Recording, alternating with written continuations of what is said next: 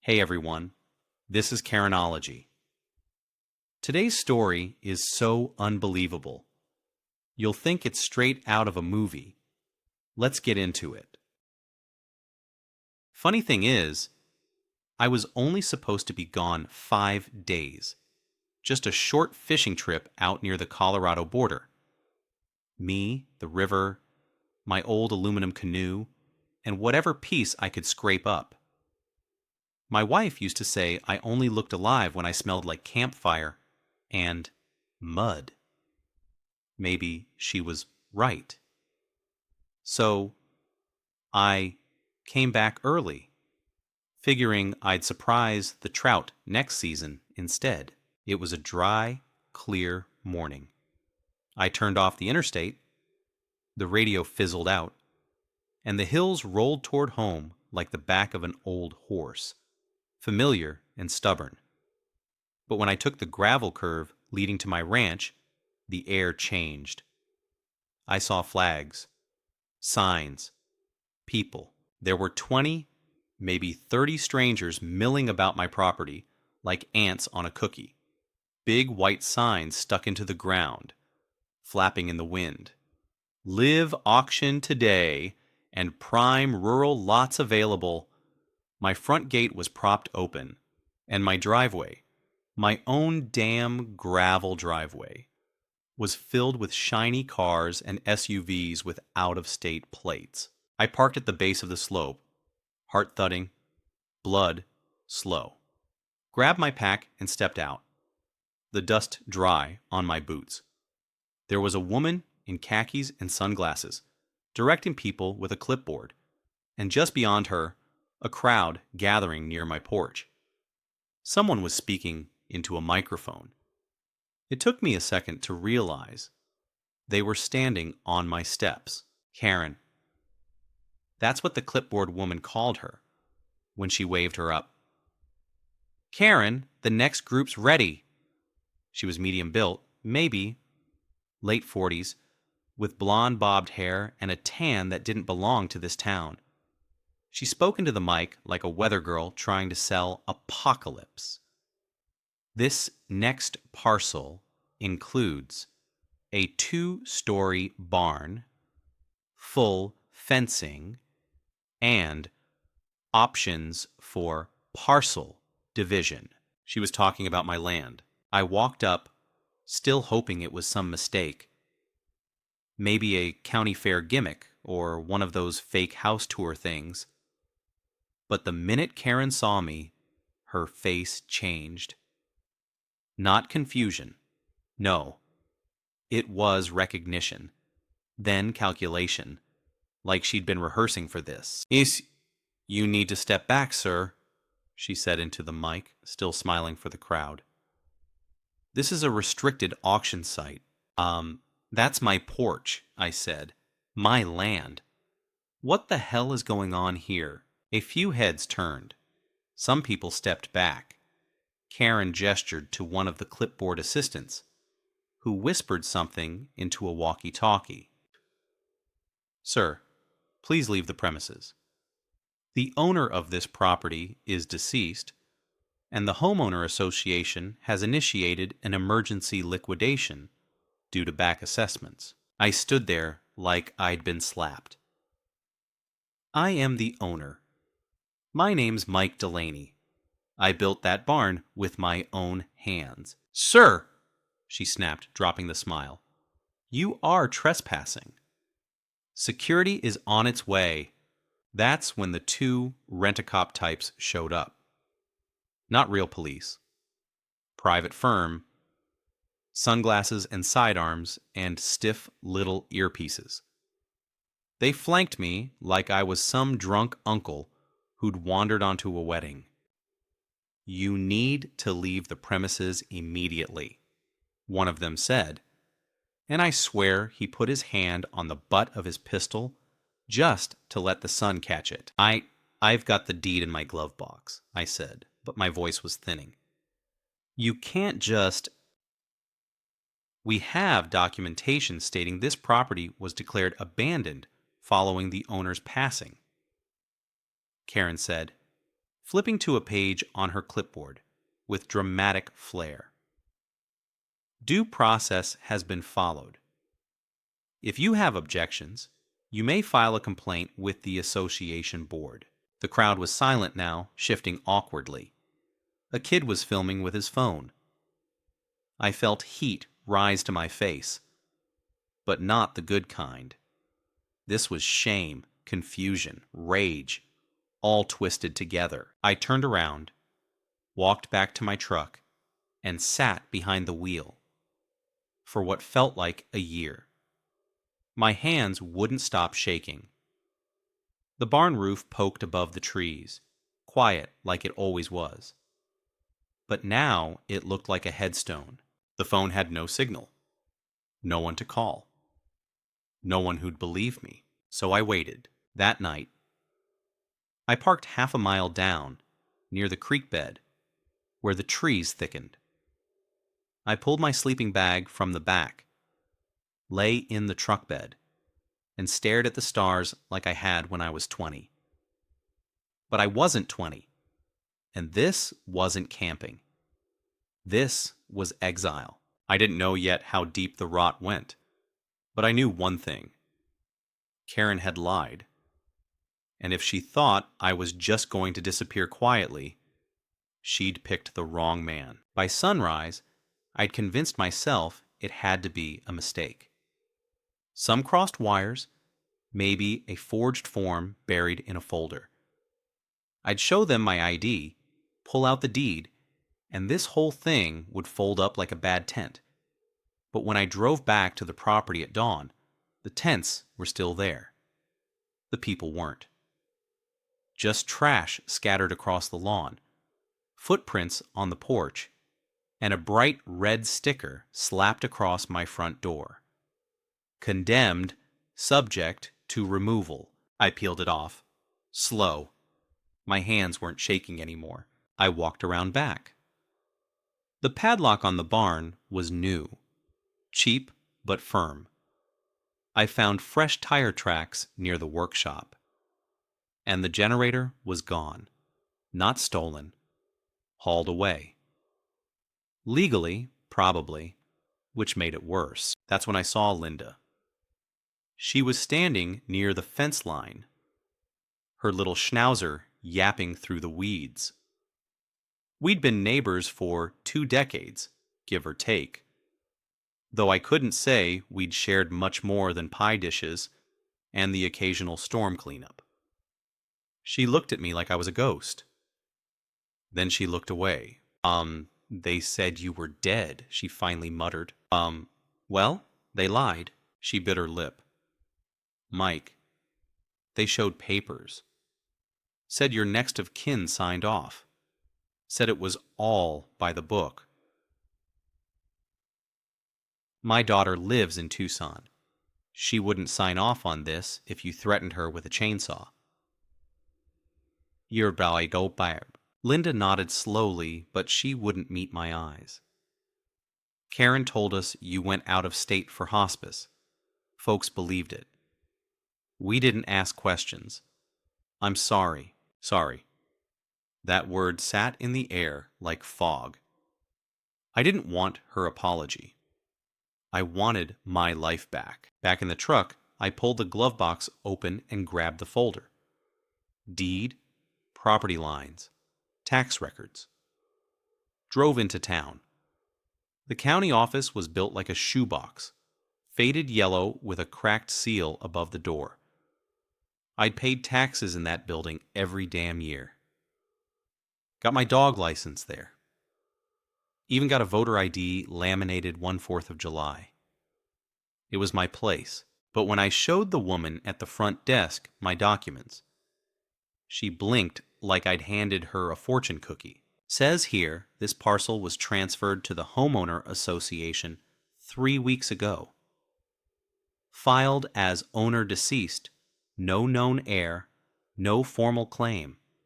You weren't listed as active. I leaned in. I'm not dead. I'm standing right here. She clicked her pen. Well, you'll have to speak with the board. They're the ones who submitted the declaration. I want a copy of everything, whatever the association submitted. I want copies. She paused, then nodded and printed a stack of paper, half an inch thick. I walked out with it, sat in the truck, and read through the first 5 pages. My name was there, my date of birth, and under next of kin authorization. A scribbled signature that didn't belong to anyone I knew. Fraud. Clear as day. But no one had caught it because no one cared to look. I drove to the local credit union next, asked about recent activity on my property. The woman at the desk, a young gal named Brooke, turned pale halfway through typing. Says here the property's been bundled into a holding company, something called Meridian Trust. That's not a residential owner. That's corporate. Who the hell signed off on that? She hesitated. Says it was part of a distressed asset liquidation. Fast track authorization by the Homeowner Association. They have certain bylaws. Of course they did. Back at the creek bed, I built a small fire. Just heat and smoke. No food. My stomach had forgotten how to feel hungry. My hands were black with print ink, and my mind was boiling. I stayed like that until the stars came out again. Around midnight, a pair of headlights appeared on the trail. I killed the fire, stood up slow. The truck that rolled up was familiar. Old F-150, dented door. Belonged to John Merkel, a former rancher whose land bordered mine back in the day. HOA forced him out 5 years ago over a fence line dispute that turned into fines, then court orders. He lost everything. Moved into a trailer park past the county line. He stepped out, looked around, then tossed me a canteen. Heard what happened, he said. They're getting bolder. Karen's not working alone. You think I don't know that? John sat on a stump near the fire ring. They've got connections. Meridian's been swallowing land across 3 counties. They use HOA to soften up the targets, then flip it through shell companies, tax shelters, grants. You ever heard of Executive Parcel Act 42? I hadn't, but I would. John told me names, told me how Karen got promoted, who backed the bylaws, how the fake signatures got rubber stamped by someone at the zoning board with a cousin in Meridian. He looked at me long. They'll come back tomorrow. You gonna be ready? I didn't answer. But I didn't break eye contact either. Some wars don't start with a gunshot. They start with a sticker on a front door. And mine had just begun. The next morning, I wasn't in my truck. I was already on my feet, crouched low behind the tall ryegrass that lined the southern fence. From there, I had a clear line of sight to the house. 2 SUVs pulled up just after 9 a.m. One black, one silver.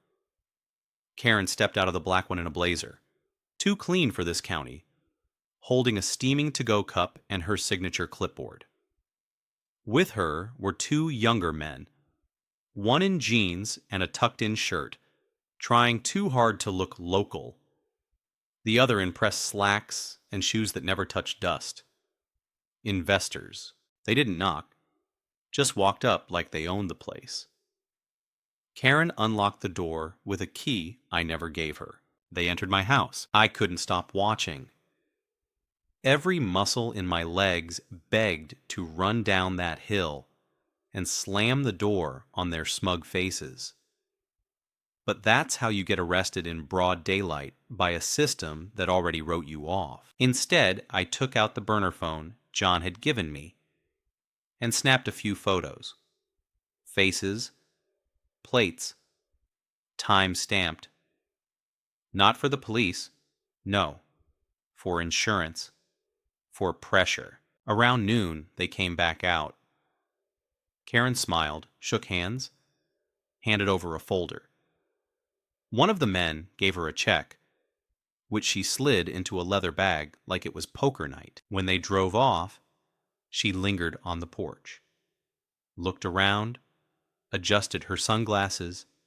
I swear she scanned the tree line. For a second, I thought she saw me. But no, just instinct maybe. Predators always feel the air shift before the weather turns. By sunset, I'd circled the property. Found the side entrance window I used to fix from inside. Loose latch, never told anyone. Still worked. Slipped in quiet, boots barely touching the floor.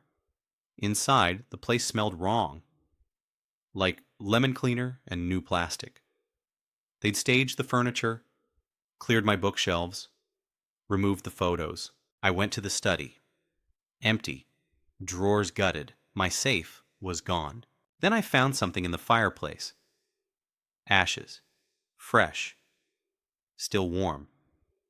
Bits of scorched paper. One edge looked like the corner of my Army discharge certificate. Another, a page from a letter my wife had written me 20 years ago. They didn't just remove my things, they erased me. I sat there on the floor, staring at those ashes like they could bring her back. That was the first crack. The moment the fight stopped being about property. I didn't sleep that night, just waited. Come morning, I called in. The only favor I had left in this town, Sheriff Bill Jordan.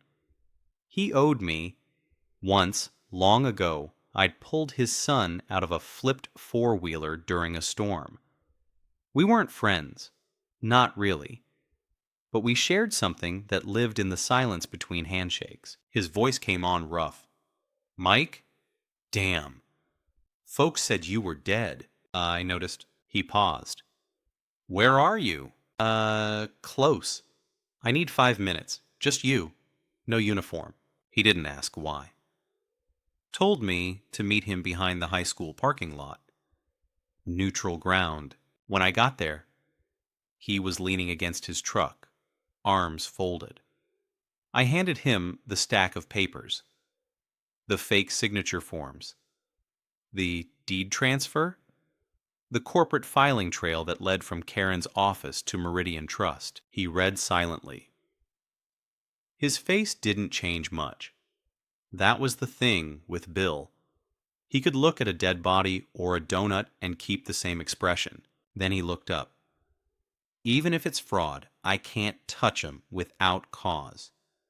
Not unless I want to be sued 6 ways to Sunday. I'm not asking you to arrest anyone, I said. I'm asking for time. He nodded once. You've got 48 hours. After that, my hands are tied. That was all I needed. I drove straight to an old storage unit outside town, one I hadn't opened in years. Inside, under a tarp, was my old utility trailer. On it, half-broken tools, rusted hinges, and a large wooden crate labeled Projector 1962. My father's.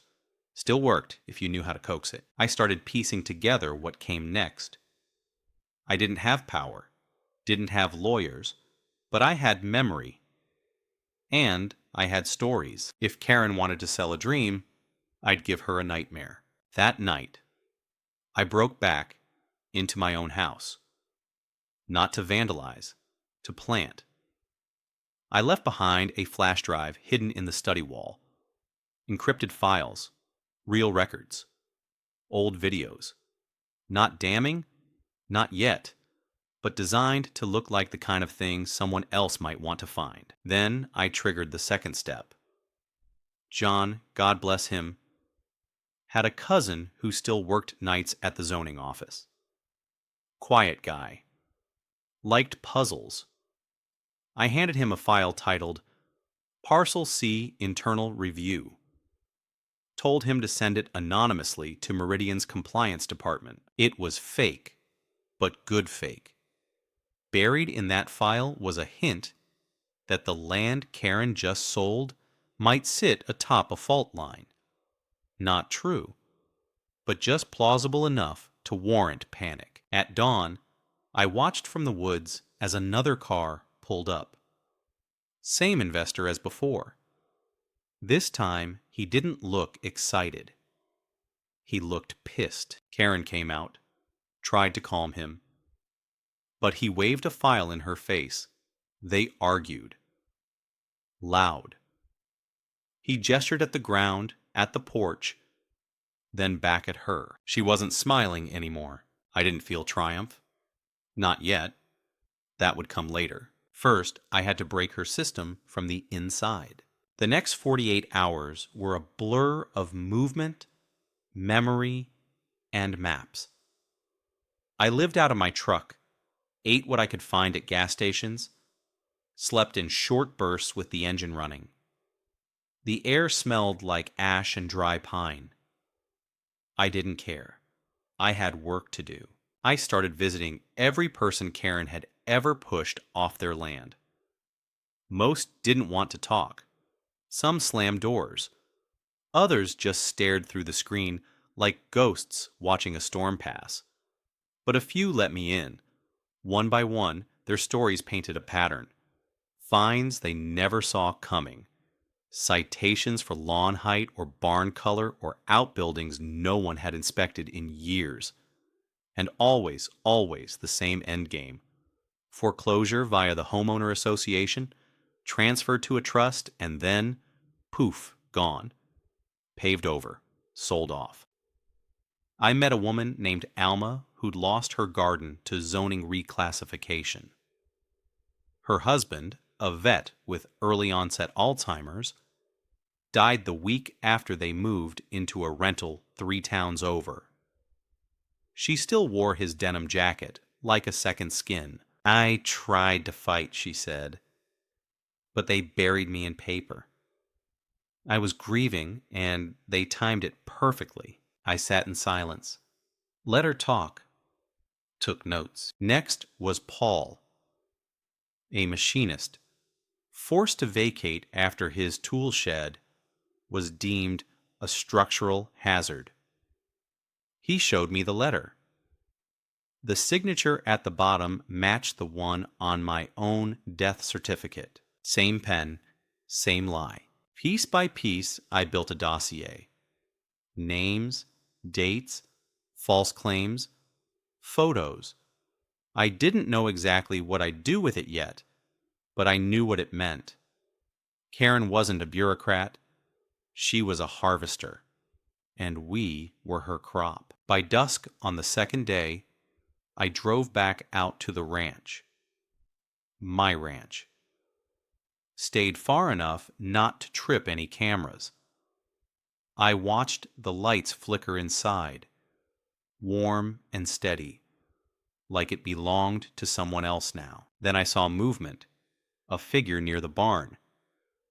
Too small to be one of the investors. I moved closer, crouched behind the fence. It was Linda. She held something in her hands. A box. She looked both ways, then stepped into the barn and disappeared inside. A minute later, she came out empty-handed and hurried back toward the road. I waited 10, maybe 15 minutes.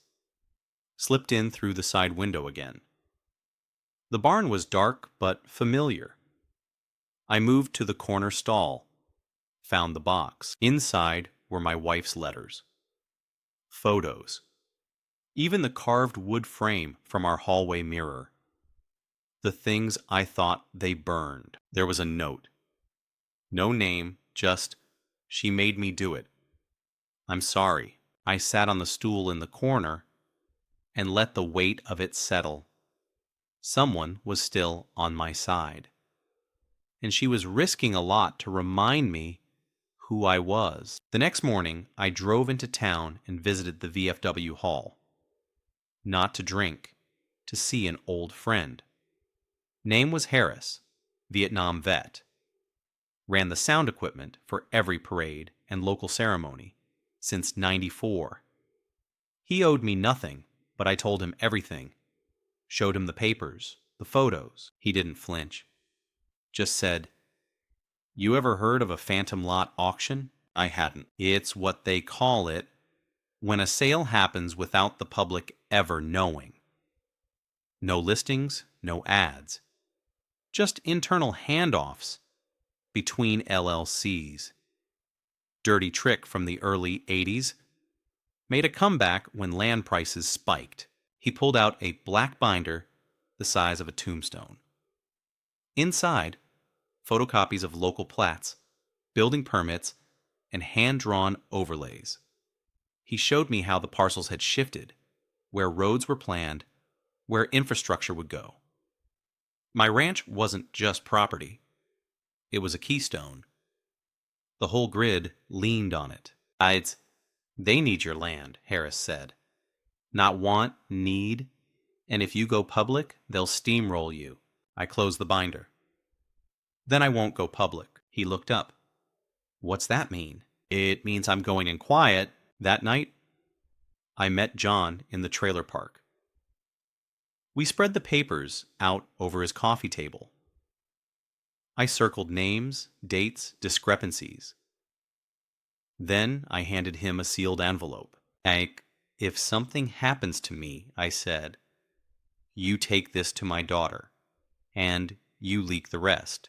He nodded, didn't ask questions. Before I left, I called Linda. She didn't answer, but I left a message. I know what you did. Thank you, but stay out of it now, please, because what I was about to do, nobody could help me with that. Some storms you walk into alone. I broke in for the last time, just after 2 a.m. The sky was moonless, clouds smeared across the stars, like ash on wet glass. The house was still lit, probably on timers, but the driveway was empty. I knew their schedule by now. Karen didn't sleep there. None of them did. To them, the house was already a product. A showroom, not a home. I slipped in through the loose window again, careful not to disturb the curtains. The inside was still sterilized. No smell of cedar, no dog hair in the hallway, no creak in the third stair. But I didn't come to reminisce. I came to plant seeds. In the study, I opened the fuse box and slipped in a second flash drive. This one with a more devious payload. Not real malware. Just a looped ghost file designed to mimic remote access. It would flag any corporate audit, suggest internal tampering, scare the right people. Then I took out the photos. Real ones from the stories I'd gathered. Alma and her garden. Paul and his shed. A timeline of every face they'd buried under forms and bylaws. I placed them across the desk like a mosaic. Topped it with one final document. A fake press release, dated 2 days ahead, detailing an ongoing investigation into land laundering via HOA shell companies. It wasn't true yet, but it would be. The next step took me to the community center. I knew the place. Used to run bingo nights there before the pandemic. I still had the keypad code. Inside, in the main hall, I slid under the stage where the AV system was stored. Found the cable hub. Plugged in a relay box John's cousin had rigged. The plan was simple. Tomorrow morning, when Karen hosted her next investor breakfast at the community center, she'd be greeted by a surprise presentation. I didn't need to convince the crowd. Just shake the floor. I stayed up that night in the truck, parked 3 blocks down, watching the sky turn pale. By 9 a.m., the lot was full. Big SUVs. Loud laughter. The usual suspects. Karen walked in wearing a red power suit, like it came with its own non-disclosure agreement. I waited until the room was full, then hit the trigger. The projector kicked on. What they saw wasn't dramatic.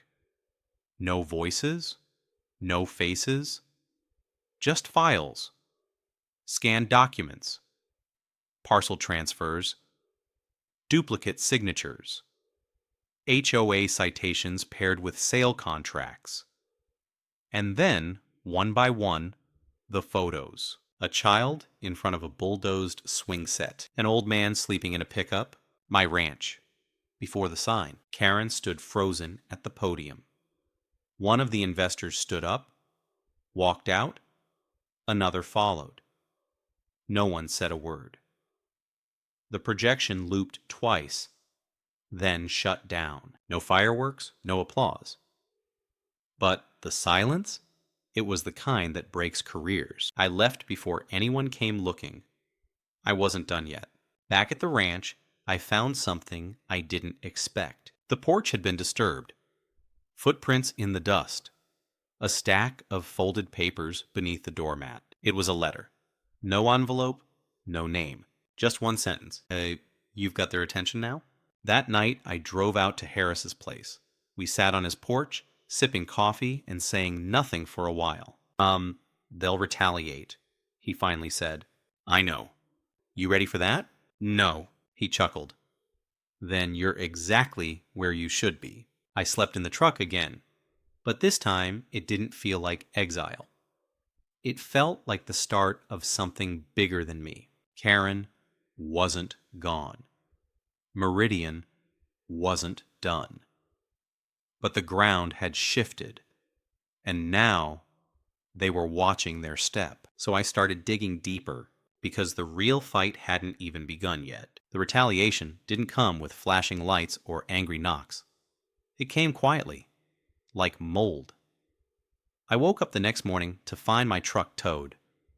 No warning, no ticket, just gone. The gas station clerk said a code enforcement tow order came through at 4:30 a.m. The truck had expired tags. Funny how that hadn't been a problem all year. I walked the 6 miles back to Harris's place under a sun that didn't blink. My boots shredded the gravel. My shirt clung to my back. By the time I made it to his porch, I wasn't even angry. I was focused. Strike one, I said. He handed me water. It's gonna get uglier. And it did. By noon, Linda called from a burner phone. Her voice was tight. Someone from the association knocked on my door. Asked if I'd been in contact with you. Said they were investigating criminal trespass. I told them I didn't know where you were. You shouldn't have to lie for me. I'm not lying. I don't know where you are anymore. She hung up before I could answer. Strike two. That afternoon, I hiked to the trailer park. John was waiting with news. Meridian pulled out of the ranch sale. What? Dankschau. Investor filed a complaint after that video presentation. Said the property wasn't disclosed as clean, whatever that means. They're demanding a refund or arbitration. So Karen's on the hook, maybe, but she's not backing down. She filed a claim that you're impersonating a dead man and interfering with a legal sale. Got a judge to issue a notice. A warrant? Not yet, but they're painting you into a corner. I leaned against the trailer's outer wall and let the rust flake against my shoulder. Let them. I've got one card left. John raised a brow. Which one? The one they think doesn't exist. That night, I drove Harris's old pickup. No plates, no questions. Out past the county line. To a property that hadn't been touched in decades. It was my uncle's cabin. Overgrown, faded, half sunken in earth. But the back wall still held what I needed. A collection of reel-to-reel tapes. And an ancient film scanner I once used to digitize war footage for the museum fundraiser. I spent the night listening, watching. One of the tapes was from a town hall meeting 15 years ago. back when Karen was a junior officer in the association. She was caught on mic, off the record, saying something that chilled me. We don't need to evict them. We just make it so they leave on their own. The crowd laughed. It wasn't illegal, but it was poison. Proof of culture, of strategy, and it gave me an idea. The next day, I staged a little show of my own. I called in a tip to a minor YouTube channel run by a guy who thought he was Woodward reincarnated. Told him I had access to a secret HOA indoctrination archive. Sent a teaser clip. Karen's voice. The line about making people leave. Blurred faces. Static. Just enough to feel real. Dangerous.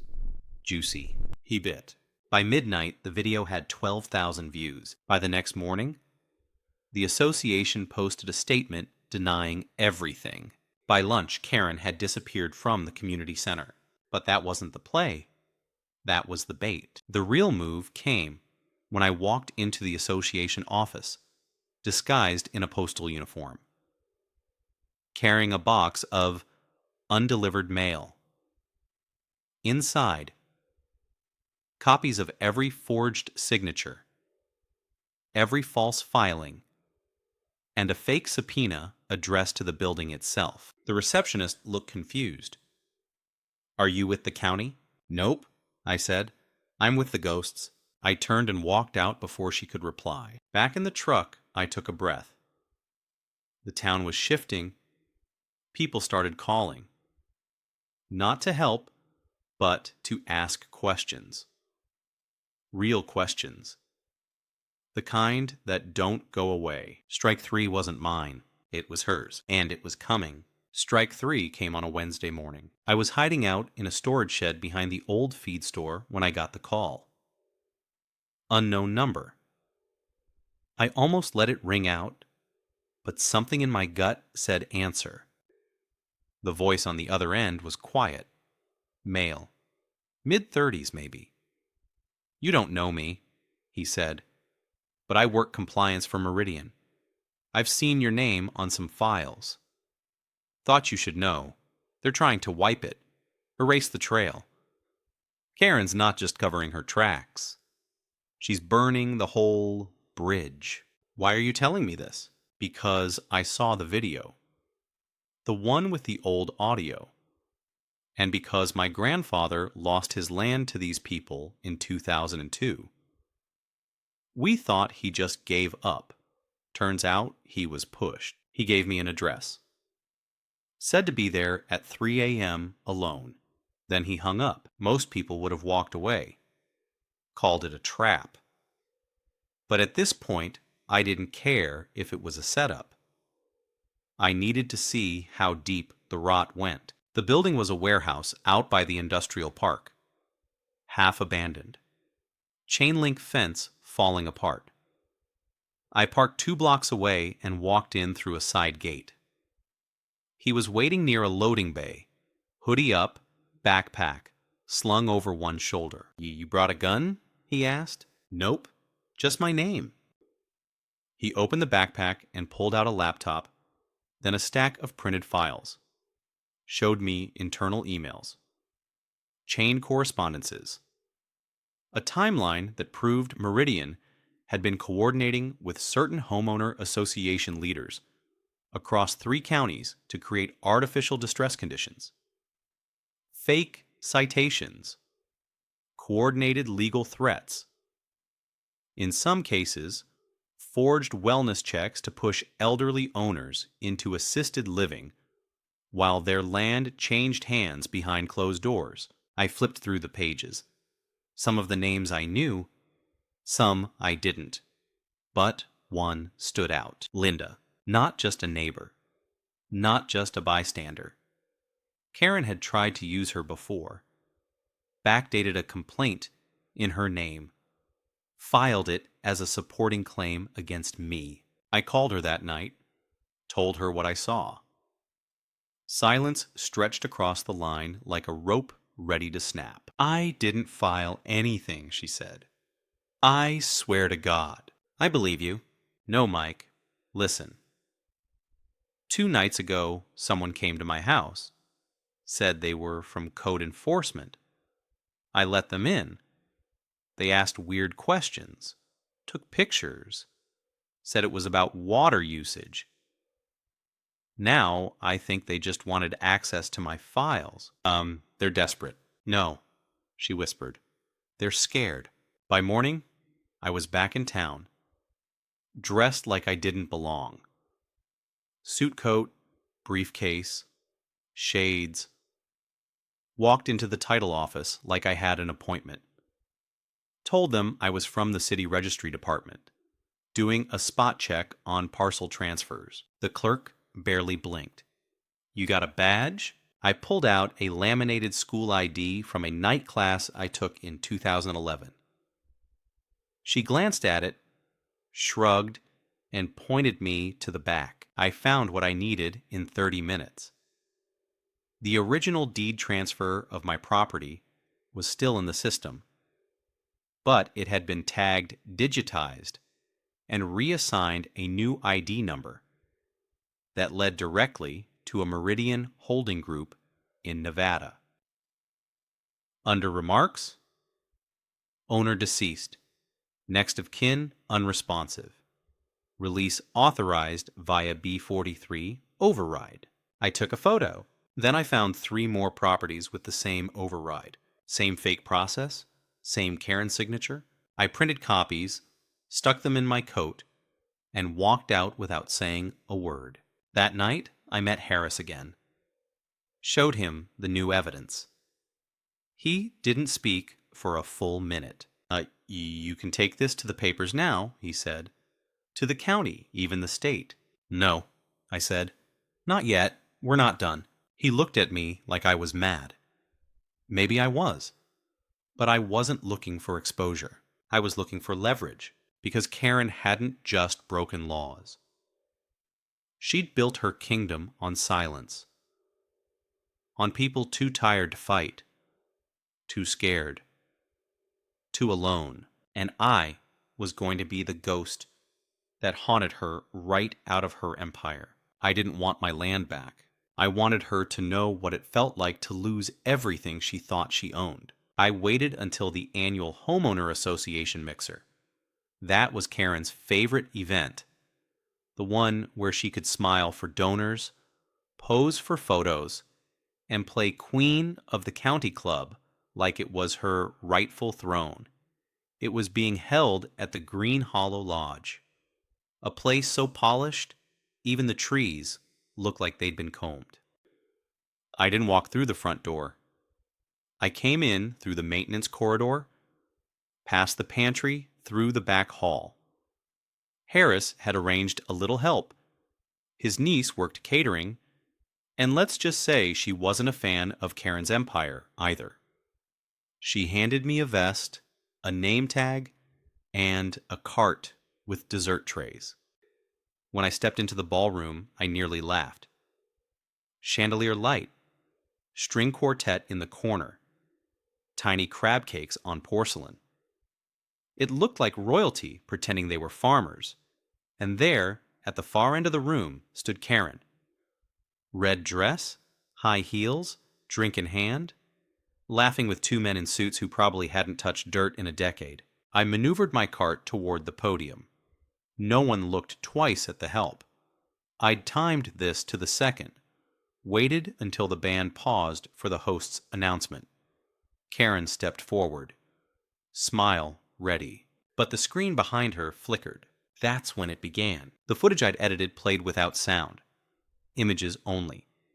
Deeds, documents, fake citations, one after another. Every dirty tactic, every lie.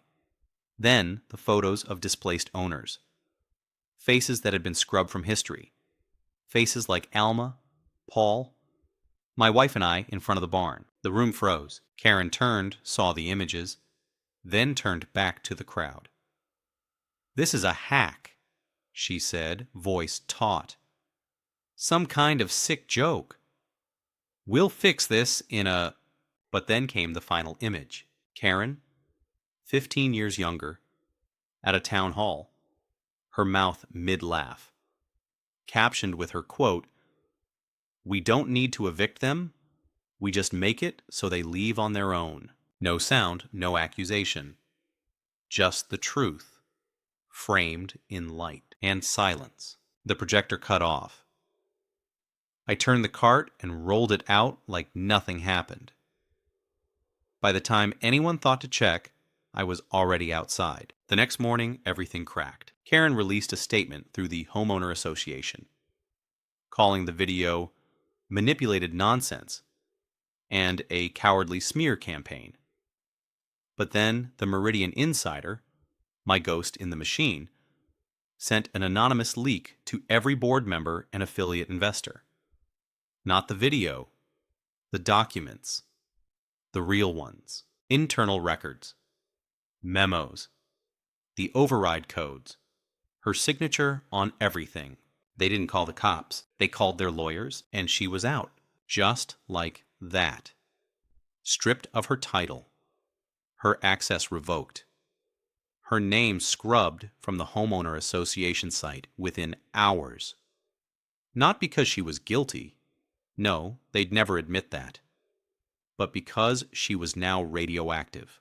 Liability in heels. I watched it all unfold from the corner booth of a diner outside town. The waitress filled my coffee without asking. "You look like someone just won a war," she said. "Not yet," I replied. But the enemy just fired their last shot. I still didn't have my land back.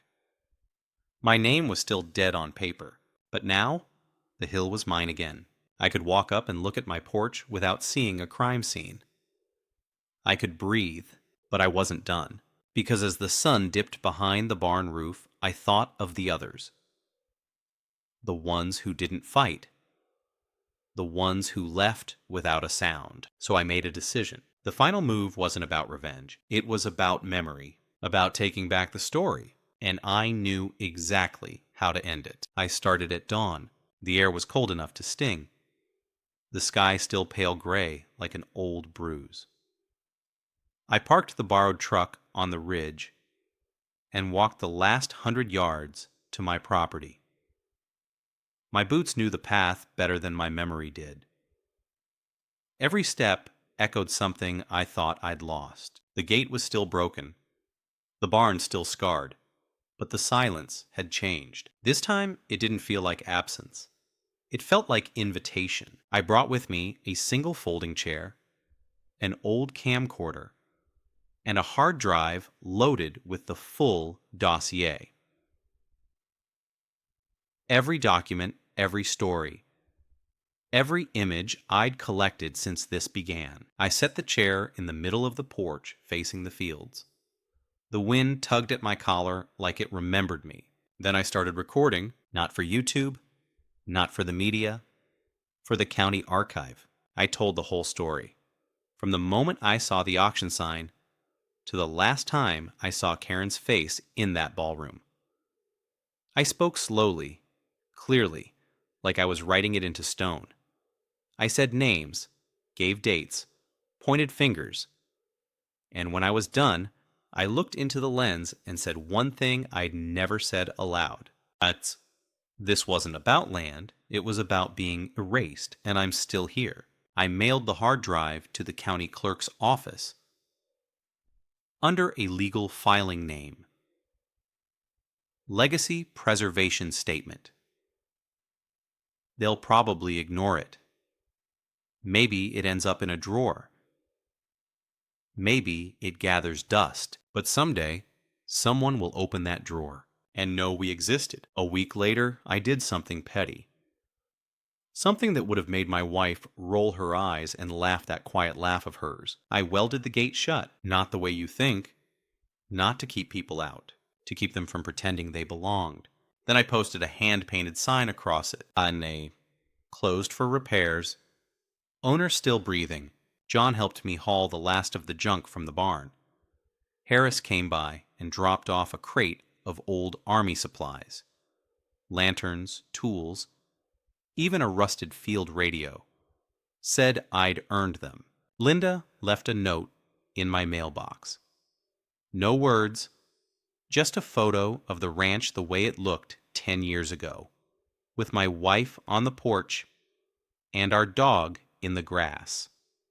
That photo stayed on my table every morning for a month. I didn't rebuild the house, not yet. But I started with the fence. Wood, nail, just like before. Karen was gone. Meridian moved on. The Homeowner Association spun a new story, hired a new face. They called it a strategic realignment. I called it what it was, survival. They cut their losses and ran, but I didn't chase them. That wasn't my war anymore. I walk the field now with a coffee mug in hand and a head full of quiet. The kind of quiet you earn. People still drive by sometimes, slow down when they see the sign. Some of them take pictures. A few wave, and sometimes at night, when the wind's just right, I swear I hear my wife laughing at the whole damn thing, telling me I took too long, but I got it done. Maybe she's right. Maybe all we really own in this life is the space we defend and the story we leave behind. Mine's here now, and no one's taking it again.